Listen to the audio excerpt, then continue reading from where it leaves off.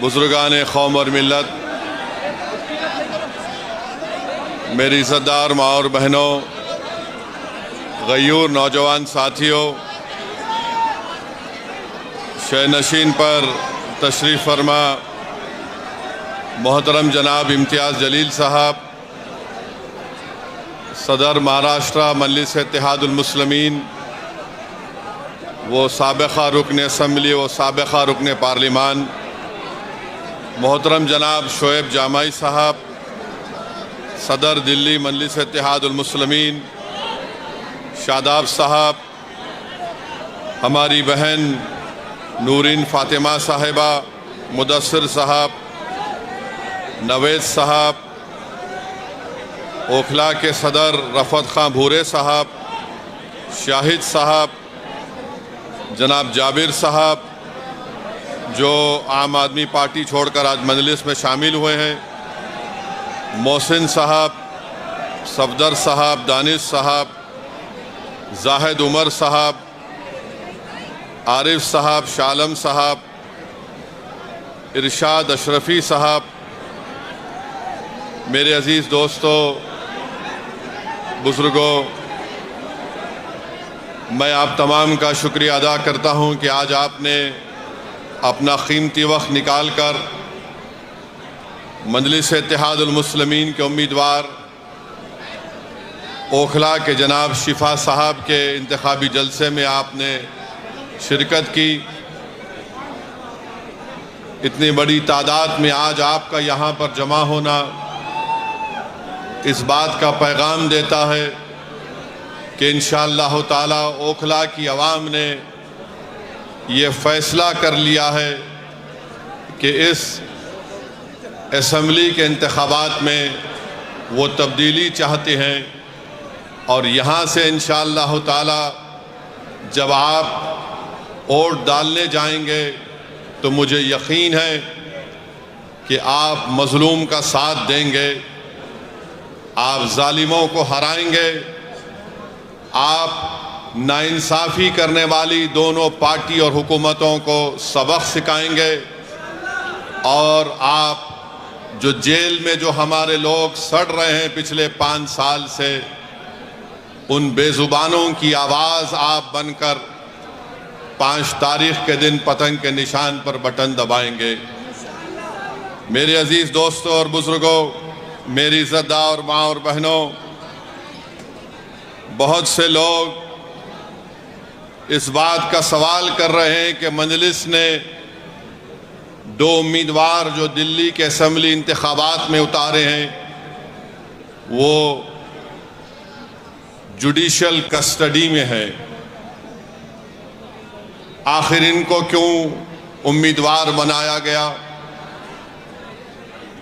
लोग बहुत से तबसरे भी कर रहे हैं, बाज़ तो मनगढ़ंत बातें करते हैं, और जो इस तरह की बकवास करते हैं वो क़ानून को नहीं जानते और उनके दिलो दिमाग में एक नफ़रत भरी हुई है।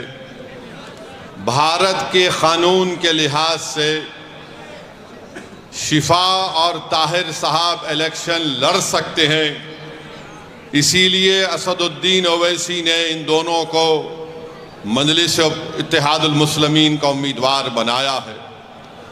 अब जो लोग बीजेपी, आप और दूसरी पार्टियों के लोग अखबारात और मीडिया से बात करके कह रहे हैं कि इनके ऊपर फलां दफात लगी हुई है, मैं उन लोगों से पूछना चाहता हूं, भारत की पार्लियामेंट में करीब 250 ऐसे एमपीज जीत कर आए हैं जिन पर बहुत सीरियस क्रिमिनल केसेस हैं। 250 में से 170 के ऊपर रेप का मुकदमा है, एमपी है, मर्डर का मुकदमा है, एमपी है, अटेम्प्ट टू मर्डर का मुकदमा है, एमपी है, किडनैपिंग का केस है, एमपी है, महिलाओं के खिलाफ केसेस हैं, एमपी है। इसमें बीजेपी के करीब 94 जीतने वाले कैंडिडेट्स के ऊपर क्रिमिनल केसेस हैं, जिसमें से 63 के ऊपर सीरियस क्रिमिनल केसेस हैं। तो ये लोग जो बकवास कर रहे हैं, कांग्रेस पार्टी के 32 एमपीज के ऊपर सीरियस क्रिमिनल केसेस हैं, समाजवादी के 17 के ऊपर सीरियस क्रिमिनल केसेस हैं, शिवसेना के करीब 4 एमपीज के ऊपर क्रिमिनल केसेस हैं। ये लोग इलेक्शन जीतकर भारत की सबसे बड़ी पंचायत में बैठे हुए हैं और जो कुछ नहीं किए उन पर झूठा एक मुकदमा लगाकर 5 साल से उनको जेल में रखकर, अगर कोई तबसरा कर रहा है कि ये इलेक्शन क्यों लड़ रहे हैं, उन तमाम लोगों से मैं कह रहा हूं कि तुम चुल्लू भर पानी में डूब मरो बेशर्मो। भारत की पार्लियामेंट में इतने एमपी जीत कर आ रहे हैं कि एक पार्टी के एमपी के ऊपर सीरियस क्रिमिनल केसेस हैं। तुमको वो दिखाई नहीं देता क्योंकि जिसका नाम शिफा है, जिसका नाम ताहिर है, तुमको वही नजर आता। इससे तुम्हारी तंग नजरी का इजहार होता है। हम बराबर टिकट दिए, पहली मर्तबा नहीं दिए हैं, फिर से देंगे। अगर जो कोई सरकारें किसी के ऊपर जुल्म करेगी और नाहक उनको जेल में डालेगी, तो जमहूरियत का तकाजा ये भी है कि आप उन बेजुबानों की आवाज बने। मजलिस ने कोई गुनाह नहीं किया, बल्कि मजलिस ने अच्छा काम किया। और अगर कोई मुझे पूछेगा क्या कह रहे हो, तो क्या जॉर्ज फर्नांडिस के ऊपर बड़ौदा डायनेमाइट केस नहीं बुक हुआ था? बिहार के मुजफ्फरपुर से जेल में बैठकर जॉर्ज फर्नांडिस इलेक्शन जीते, तो इंशाअल्लाह ताला शिफा भी जेल में बैठकर ओखला का इलेक्शन जीतेगा और एमएलए बनेगा इंशाअल्लाह ताला। अब आप बताइए कि जो 5 साल से जेल में है, ना कोर्ट में कार्रवाई चलती है, ना मुकदमा खत्म होता है, ना विटनेसेस का एग्जामिनेशन होता है, मगर प्रोसेस एक पनिशमेंट बना दिया गया। शिफा जेल में क्यों है और केजरीवाल जेल के बाहर क्यों है? शिफा जेल में क्यों है? अमानतुल्लाह को बेल क्यों हो गई? सिसोदिया को बेल क्यों हो गई? शिफा को बेल क्यों नहीं होती? जैन को बेल हो जाती है, ताहिर हुसैन को बेल नहीं होती है। बताओ कौन किससे मिला हुआ है? ये आपको 5 तारीख के दिन तय करना। मेरे अजीज दोस्तों और बुजुर्गों, मुख्यमंत्री जेल में था 6 महीने, छोटा रिचार्ज केजरीवाल 6 महीने शराब के केस में जेल में था और आज 6 महीने के बाद निकलकर मुख्यमंत्री बनकर जेल में था और शिफा जेल से इलेक्शन लड़ रहा है। हमारी बहन अवाम के दरमियान में आकर अपने मासूम बच्चे और अपने शौहर के लिए बेबसी का इजहार कर रही है। तो जनता को तय करना है। अगर केजरीवाल इलेक्शन लड़ सकता है और जीतने का दावा कर सकता है, तो ओखला की आवाम में अगर हमीयत है, और अगर ओखला की आवाम में हमीयत है, मुझे यकीन है, अगर आप में हरारत है, अगर आपके दिलों में एक बेदारी है, तो आपको 5 तारीख के दिन एक इनकलाब रकम करना पड़ेगा। इस देश में अगर केजरीवाल को बेल हो सकती है और इलेक्शन लड़ सकता है 6 महीने के बाद, तो शिफा को हम जेल में बिठाकर इलेक्शन जिताएंगे। ये जमहूरियत की कामयाबी होगी। अगर नरेंद्र मोदी के पार्टी में ऐसे 90 एमपी हैं जिन पर क्रिमिनल केसेस हैं, तो मजलिस ने कोई गुनाह नहीं किया, कानून इजाजत देता है। हमने अपने उम्मीदवारों को मैदान में उतारा। जो लोग ये आम आदमी पार्टी के कह रहे हैं नहीं वोट कटेगा, अरे 94 से लेकर 2019 तक यहां से अल्पसंख्यक समाज का उम्मीदवार एमएलए बना। अब तुमको बीजेपी कैसे याद आ गई? तुमको ईडी पकड़ के लेके गई, तुम कौन सी चाय पीकर बेल हासिल करे हमको बताओ। तुमको बेल कैसे मिल जाती है, शिफा को क्यों नहीं मिलती? तुम्हारे आका केजरीवाल को 6 महीने के बाद बेल मिल जाती है, शिफा को क्यों नहीं मिलती? सिसोदिया 16 महीने जेल में बेल मिल गई, जैन जेल में बेल मिल गई। बताओ कहीं तुम कुछ सेटिंग तो नहीं कर लिए? तुम मुझ पर इल्जाम लगाते हो और आज हम मजलिस उम्मीदवार या खड़ा करी तो नहीं बीजेपी जीत जाएगी। अरे ओखला की वोटर लिस्ट केजरीवाल तेरे मुंह पे फेंक कर कह रहा हूं, यहां से सिपाही जीतेगा इंशाअल्लाह ताला।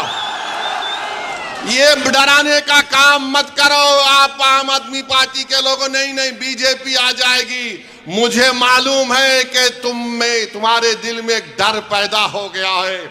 तुमको नजर आ रहा है तुम्हारी नाकामी जो इंशाअल्लाह हकीकत में तब्दील होगी। लोग बोल रहे हैं और मैंने खुद देखा है, 5 साल पहले भी मैं आपके दरमियान में आया था और आज भी आया हूं। ओखला में कोई डेवलपमेंट, विकास, तरक्की नजर नहीं आती। केजरीवाल मैं तुझको चैलेंज कर रहा हूं, सुबह आ जा इस रोड पर, तू यहां ठहर के बोल। सुबह 9 बजे आ जा केजरीवाल, मैं भी आता हूं। तुमको एक आवाज सुनाई देगी, पानी ले लो, पानी ले लो, पानी ले लो।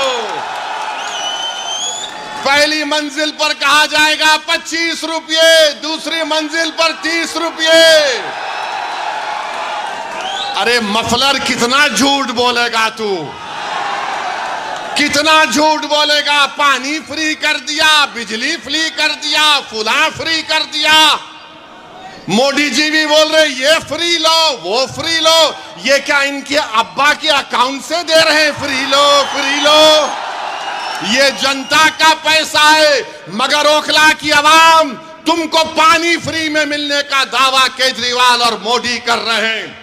मेरी मां और बहनों, तुम्हारे अकाउंट में इतने पैसे डालने का वादा कर रहे हैं, मगर 5 तारीख के दिन तुमको याद रखना पड़ेगा कि ना शिफा फ्री है, ना ताहिर फ्री है, ना सैफी फ्री है। ऐसे कई लोग फ्री नहीं हैं।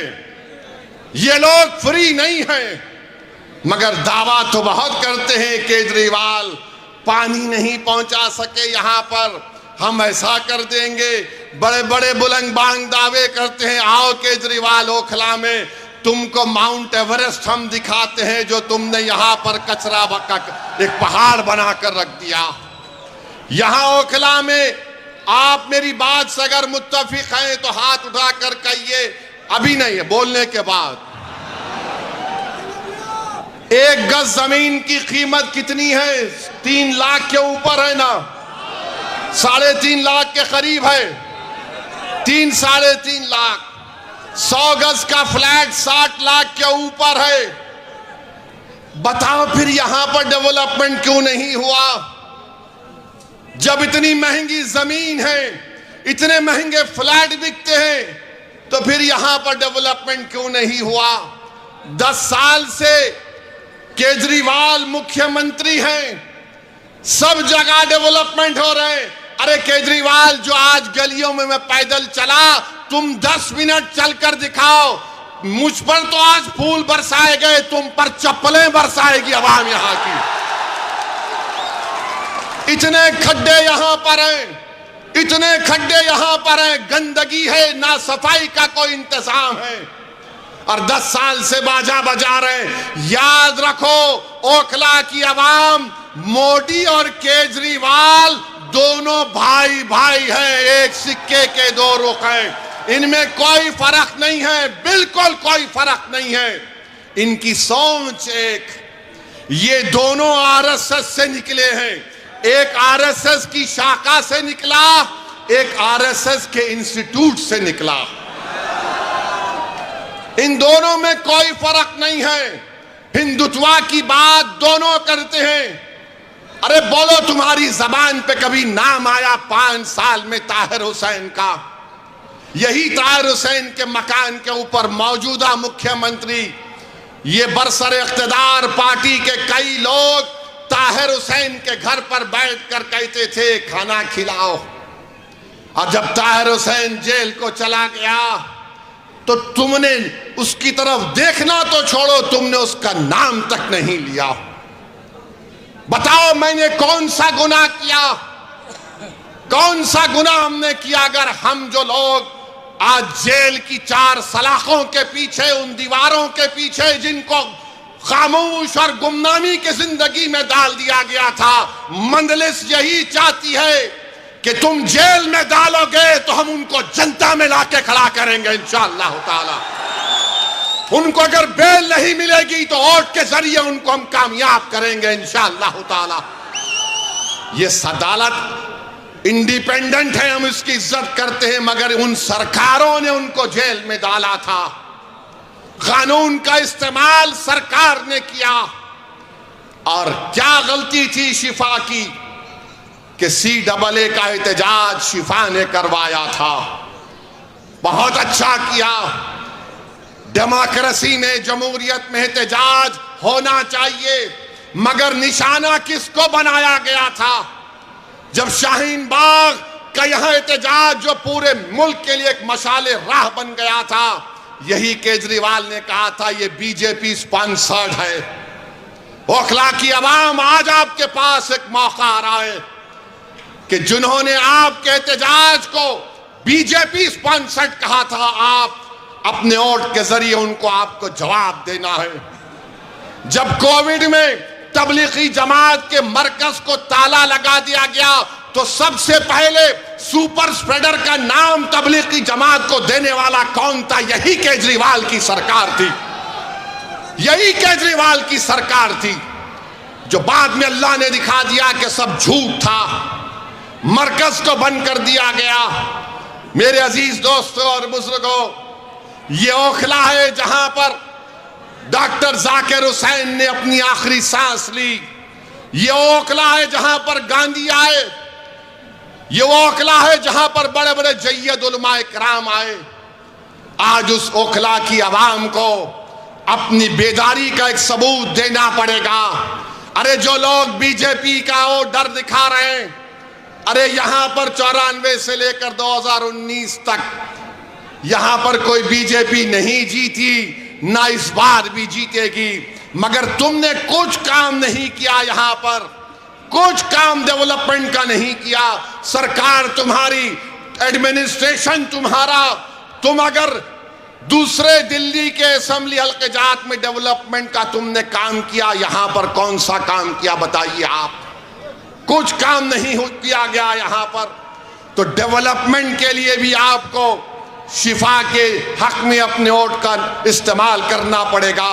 मेरे अजीज दोस्तों और बुजुर्गों, जो लोग आज जेल में 5 साल से सड़ रहे हैं, दिल्ली हाई कोर्ट ने कहा this cannot go on, we will not allow this. Court ने कहा, सुप्रीम कोर्ट ने ताहिर हुसैन की बेल पिटीशन पर एक ऑनरेबल जज ने कहा कि 5 साल में इनके केस में क्या पेशरफ्त हुई है। मेरे भाई, जो लोग मुझ पर इल्जाम लगाते हैं, इल्जाम इसलिए लगाते हैं कि असदुद्दीन ओवैसी हमेशा बेजुबानों के साथ खड़ा था और खड़ा रहेगा। जो कमजोर है वो मेरी आंखों में मजबूत था और रहेगा इंशाअल्लाह ताला। जो हुकूमतें और वक्त के जालिम और जाबिर लोग किसी को दबाना चाहते हैं तो मंजलिस उनको दबाने नहीं देगी, हम लड़ेंगे। CAA का कानून भारत की पार्लियामेंट में लाया गया था। मोदी के 300 MPs के सामने मैं और इम्तियाज जलील ने खड़े होकर कहा कि हम तुम्हारे काले कानून को नहीं मानते, हम उसको फाड़ते हैं। हम भी के नहीं मानते उस कानून को। मेरे अजीज दोस्तों और बुजुर्गों, ये 10 साल से केजरीवाल की सरकार है, 18 महीने से वक्फ बोर्ड नहीं बनता। बताओ केजरीवाल के मेले तुम्हारी पार्टी ने वक्फ बोर्ड क्यों नहीं बनाया? तुम नहीं बनाए, मोदी ने अपने ओहदेदारों को बिठा दिया। आज जामा मस्जिद के हुदूद में एक मूर्ति को लगा दिया गया। ये केजरीवाल और उसकी सरकार जिम्मेदार है। वक्फ की प्रॉपर्टीज को दिल्ली में लूटा जा रहा है और ये बीजेपी का डर दिखा रहे हैं। मेरे अजीज दोस्तों और बुजुर्गों, ओखला में बाज ऐसे अमराज हैं, ओखला में बाज ऐसे अमराज हैं, उनका इलाज करने के लिए क्या बोलते हम लोग, शिफा। बीमारी का इलाज उसका अपोजिट क्या है, शिफा है ना। तो इन तमाम लोग जिनके जहनों में एक नफरत की बीमारी है, जिनकी सोच और फिक्र में यह है कि नहीं क़यादत नहीं उभरने देंगे, आज आम आदमी पार्टी कह रही है बीजेपी आ जाएगी। कोई कहता ओवैसी साहब आप तो कौम की लीडरशिप की बात करते हैं। हाँ मैं करता हूं, करता रहूंगा, मगर मैं बेईमानों की और बेनामी की लीडरशिप का कायल नहीं हूं। मैं आजाद लीडरशिप का कायल हूं जो गरीबों के लिए लड़े। अरे तुम्हारी जबान तो तुम्हारे केजरीवाल के सामने झुक जाती है, तुम मुंह नहीं खोल सकते। अगर तुम मुंह खोलते थे तो तुम शिफा का नाम लेते। अगर तुम आजाद होते तो तुम तबलीगी जमात पर झूठा इल्जाम नहीं लगाते। अगर तुम आजाद होते तो तुम यहां पर डेवलपमेंट का काम करवाते। मेरे अजीज दोस्तों और बुजुर्गों, मेरी आपसे अपील है कि ये बीजेपी का डर दिखाते हैं। अरे बीजेपी का डर दिखाने वालों, 2024 के लोकसभा के चुनाव में क्या मैं आया था? क्या मैं आकर बोला था आपको ये मेरा उम्मीदवार है तो बीजेपी पूरे कैसे जीत गई? क्या मैं आकर आपके कान में आयतल कुर्सी पढ़ के फूका के बीजेपी को जिता दो? ये झाड़ू क्या कर रहा था उस वक्त? ये मफलर क्या कर रहा था? ये छोटा रिचार्ज क्या कर रहा था? अरे तू एक सीट पर बीजेपी पर कामयाबी हासिल नहीं करा, हम 2 सीट लड़ रहे तो इसकी नींद हराम हो गई। क्यों तकलीफ हो रही है? ये कभी नहीं चाहते कि आपकी लीडरशिप बने, आपकी एक आजाद सियासी आवाज पैदा हो। याद रखो मेरी इस बात को, मैं जब तक जिंदा रहूंगा मैं ये बात कहता रहूंगा कि भारत की जमहूरियत को अगर मजबूत करना है तो भारत की सबसे बड़ी अक़लियत को अपनी सियासी लीडरशिप को बनाना पड़ेगा। तुम मुझे पसंद नहीं करते, तुम बनाओ, मैं तुम्हारे साथ पीछे खड़े रहने को तैयार हूं। मगर याद रखो मैं इस दुनिया में रहूं या ना रहूं, अगर तुम ये काम नहीं करोगे तो 50 साल के बाद तुमको मेरी इस तकरीर के अल्फाज याद आएंगे कि एक दीवाना आकर हमसे कहा था कि अगर हमको अपने मसाइल को हल करना है, अगर हमको इंसाफ चाहिए, अगर हमको इज्जत चाहिए, अगर हमको मान सम्मान चाहिए, अगर हमको अपने बेटों को, अपने भाइयों को, अपने बाप को अपने साथ देखना चाहते हैं, जेल में नहीं, तो लीडरशिप बनाओ मेरे भाई, लीडरशिप बनाओ। याद रखो कोई आसमान से उतर कर तुमको लीडर नहीं बनाएगा। बगैर किसी के तुमने यहां पर शाहीन बाग को खड़ा किया, तुमने खड़ा किया शाहीन बाग को, कोई बाहर से नहीं आया था। तुमने पूरी भारत को एक राह दिखाई कि एहतजाज क्या होता है। मैं शाहीन बाग के उन माँ और बहनों को सलाम करता हूं कि तुमने बेबाकी से निकलकर भारत की हर महिला को कहा कि देखो हम निकलकर आज एहतजाज कर रहे हैं। मैं उन माँ और बहनों से, उन नौजवानों से, बुजुर्गों से कहूंगा तुमको शाहीन बाग की तारीख 5 तारीख को दोहराना है इंशाअल्लाह ताला। क्या आप दोहराएंगे उस तारीख को? क्या आप शाहीन बाग की तारीख को दोहराएंगे या फिर हम भूल जाएंगे हमारे उन बच्चों को और हमारी बेटियों को जेल में आज सड़ रहे हैं, जिनकी औलाद अपने बाप को देखने के लिए तड़प जाती है, जिनकी बीवियां उनको देखने के लिए तड़प जाती है, जिनकी माँ और बाप रो रो कर रातें गुजार रहे हैं, बीमार हो जा रहे हैं, मगर उनको बेल नहीं होती है। उनका जुर्म सिर्फ इतना है कि उनका नाम शिफार, ताहिर और सैफी है। जिसका नाम केजरीवाल है वो बाहर है। अरे तुम जब बाहर आ सकते तो हम क्यों नहीं आ सकते बताओ? ये दोहरा म्यार कैसा चलेगा? बहरहाल मेरे अजीज दोस्तों और बुजुर्गों, अपने हिम्मत और हौसले को बुलंद रखिए, डरने और घबराने की जरूरत नहीं है। हम 2 सीट पर लड़ रहे हैं, दोनों पर इंशाअल्लाह कामयाब होंगे। ये आपकी कामयाबी होगी, ये आपकी कामयाबी होगी। अरे जो बाहर रहकर डेवलपमेंट नहीं करा सका, जो अंदर है वो जब बाहर आएगा तो शेर जब ओखला की सड़कों पर छिपा चलेगा तो उसके नाम से, उसकी कुर्बानियों से, उसकी मेहनत से मुझे यकीन है कि ओखला में एक नई तारीख लिखी जाएगी। ये एक तारीखी जगह है मेरे अजीज दोस्तों और बुजुर्गों। यहाँ पर बहुत से डेवलपमेंट के काम करवाना है। हैदराबाद में मंजलिस के 7 MLA हैं। हमने मेरी कॉन्स्टिट्यूंसी में मैंने 800 करोड़ का एक फ्लाईओवर बनाया हूं 7 MLA के साथ। हुकूमत TRS की थी, अब कांग्रेस की है। चंद्रायन गुट्टा अकबरुद्दीन ओवैसी का असेंबली हल्का, वहां पर कांग्रेस की हुकूमत ने 290 करोड़ रुपए का खाली सीवरेज लाइन का काम शुरू हुआ है। याद रखिए ये क्यों पॉसिबल है, क्योंकि आपने अपनी लीडरशिप को बनाना है। अगर आप अपनी लीडरशिप को बनाएंगे ये आपकी कामयाबी होगी। याद रखो, कांग्रेस हो, आप हो, बीजेपी हो, एक बात पर मुत्तफिक है कि सबकी लीडरशिप हो सकती है, मगर जो जाकिर हुसैन का नाम लेने वाले हैं, जो अल्लामा फजल खैराबादी का नाम लेने वाले हैं, जो मौलाना महमूदुल हसन का नाम लेने वाले हैं, इन लोगों की लीडरशिप नहीं होने देंगे। मैं आपसे अपील कर रहा हूं कि अपनी लीडरशिप को पैदा करो। और वो कैसे पैदा होगी? आपके मुत्तहिद होने से, आपके एक वोट के सही इस्तेमाल करने से। यहां से कोई बीजेपी नहीं कामयाब होगी।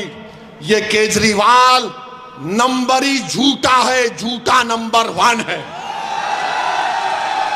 अगर झूठों का कंपटीशन होगा तो 2 लोग फाइनल में आएंगे, एक मोदी और दूसरा केजरीवाल। इतनी झूठ बोलते हैं, सफाई से बोलते हैं और मासूम जनता उनका यकीन भी कर लेती है। मैं ओखला की आवाम से अपील कर रहा हूं कि ओखला की डेवलपमेंट के लिए और जो आपके दरमियान में खड़े होकर आपकी आवाज बनाओ, जिसने आपके लिए आफतें उठाई, जिसने आपके रोशन मुस्तकबिल के लिए अपना चैन और सुकून कुर्बान कर दिया। आज हम शिफा के नाम पर नहीं मेरे भाई, हम ज़मीर की बुनियाद पर वोट देंगे शिफा को इंशाअल्लाह ताला। जिसके सीनों में धड़कता हुआ दिल होगा वो शिफा को वोट देगा। जिसका ज़मीर मुर्दा नहीं होगा वो शिफा को वोट देगा। जिसके दिलो दिमाग में तड़प होगी वो शिफा को वोट देगा। जिसके जिस्म में हरारत होगी वो शिफा को वोट देगा। जो हमारी बहन के आंसू को अपनी बहन समझेगा वो शिफा को वोट देगा। जो ओखला को अपना घर समझता है वो शिफा को वोट देगा। जालिमों का साथ मत दो, मजलूमों का साथ दो, इंसाफ का साथ दो, इंसाफ को सर बुलंद करो। और मोदी को हम कहना चाह रहे हैं कि आप वक्फ का बिल बनाने जा रहे हैं, याद रखो वक्फ का कानून बनेगा तो भारत में प्रोटेस्ट होगा इंशाअल्लाह ताला। बहरहाल मेरे अजीज दोस्तों और बुजुर्गों, आप तमाम से अपील करने आया हूं कि 5 तारीख के दिन ओखला के आसमानों में सिर्फ एक ही निशान दिखाई देना चाहिए, वो पतंग का निशान होना चाहिए।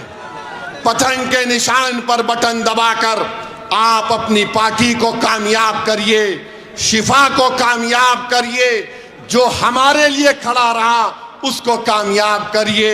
मैं आज आपके इलाके में दौरा किया हूं, इंशाअल्लाह ताला और भी पैदल दौरे होंगे ना जी, होंगे और भी पैदल दौरे होंगे, आपसे मुलाकात होगी। बहुत बहुत शुक्रिया। अस्सलाम वालेकुम।